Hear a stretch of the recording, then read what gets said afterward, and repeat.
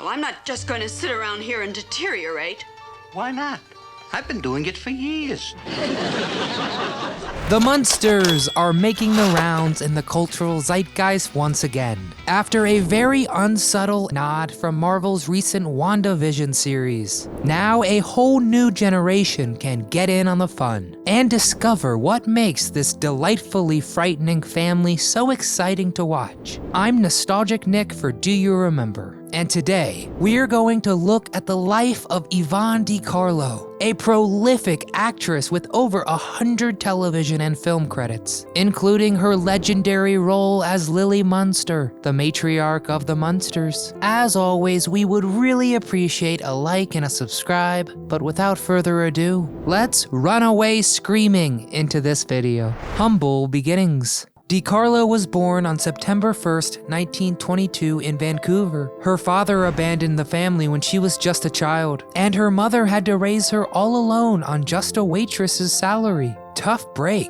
In 1937, at just 15 years old, Yvonne's mother took her to Hollywood to see if she had a shot at working in a newly burgeoning film scene. After dancing in chorus lines and working as an uncredited character in an abundance of feature films, like 1941's Harvard Here I Come, Yvonne landed her first major role in a feature film in 1943's Deerslayer. It was around this time that De Carlo started dating director Billy Wilder, who was directing his huge noir hit, Double Indemnity. Their romance, however, was very short-lived, and in 1945, after being picked out of 20,000 auditioning young women, she landed the titular role of Salome in Universal's Salome Where She Danced. And while the movie wasn't a huge critical or commercial success, it was just the break Yvonne needed to launch her career into superstardom.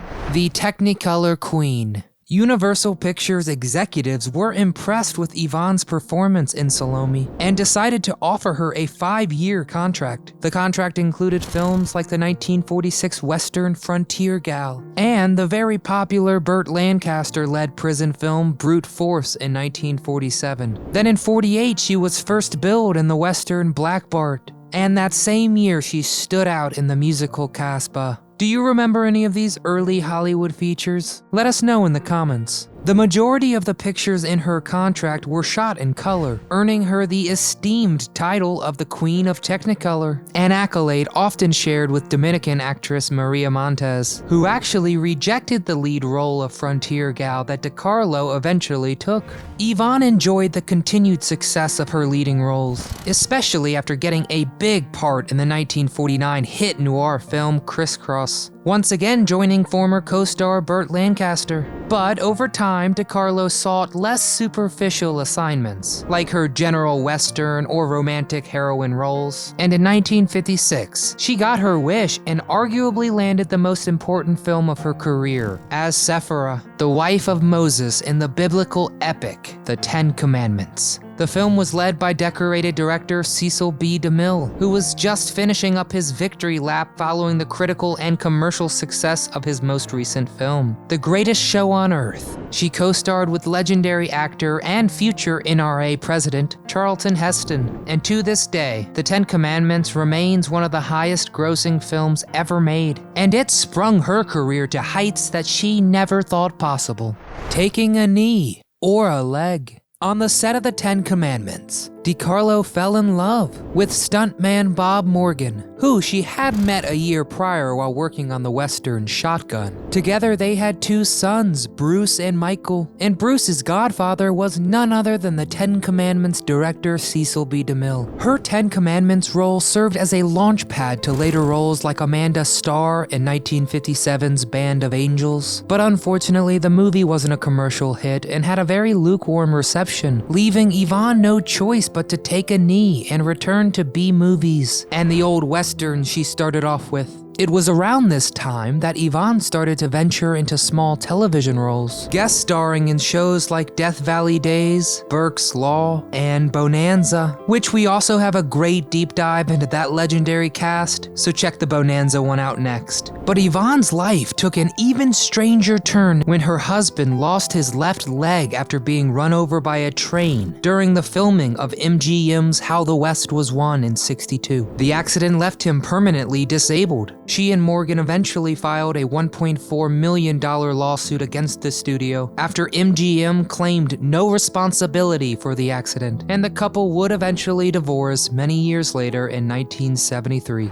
A Munster is born. Film roles were drying up for Yvonne De Carlo in the early 1960s. She had few prospects and was deeply in debt. So when her old employer, Universal Pictures, phoned her up looking for a leading female for a sitcom about a family of monsters in suburbia, De Carlo skeptically signed the contract. The Munsters premiered on September 24, 1964, and the world would soon see Yvonne De Carlo in a whole new light. As the family matriarch Lily Munster, Yvonne was introduced in the second pilot episode, as the original actress was Joan Marshall, but producers recast the matriarch after they felt that her Phoebe Munster too much resembled Morticia Addams. As soon as Yvonne adjusted to her role in the show, her skepticism and concerns faded away. Even co-star Fred Gwynne, who played her Herman Munster, had some concerns about this new cast addition, but he did warm up to De Carlo's on-set presence. And for more on Fred, check out our video on the tragic life of Fred Gwynne after this. Adults and children across America were charmed with Lily Munster and were swept up in the fever of this hilarious new show. De Carlo was very expressive when playing Lily, constantly gesturing with her hands to make the character something of her own. Yvonne was told to play the role like Donna Reed, which you may not have been able to tell, considering all her makeup, which took roughly 3 hours each shoot to put on, and included a 20+ pound wig. Despite the Munsters' lasting influence, the show only lasted a surprisingly paltry 2 seasons. Universal Pictures later produced a feature called Munster Go Home in 1966, which was the first time the Munsters ever appeared in color since the original pilot episode. But unfortunately, the movie was not a commercial success, and soon spelled the end for America's favorite frightening family. De Carlo would return once more in the 1981 TV movie The Munsters' Revenge, along with co-stars Fred Gwynne and Grandpa Munster, aka Al Lewis.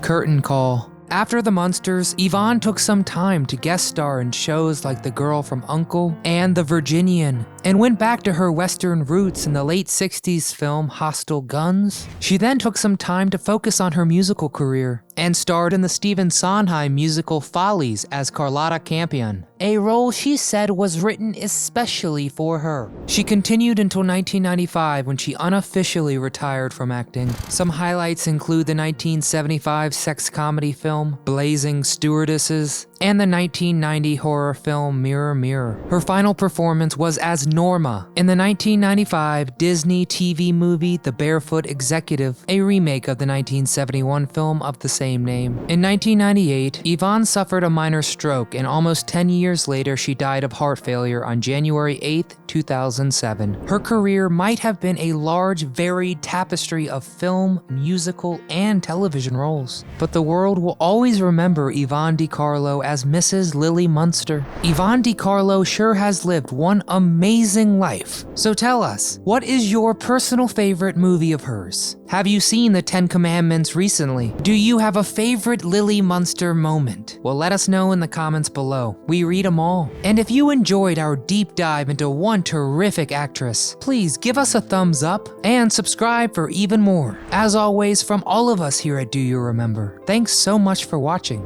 and we hope you're tuning into some great Technicolor content in the meantime.